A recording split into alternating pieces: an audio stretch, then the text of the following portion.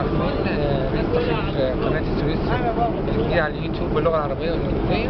احنا دلوقتي على إحدى قطارات هيئة قناة السويس في طريقنا لقناة السويس الجديدة برفقة المهندس هاني ضاحي وزير النقل والفريق المهمم من رئيس هيئة قناة السويس.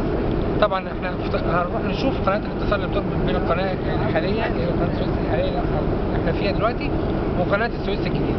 في الحقيقة عايز أقول النهارده 13 فبراير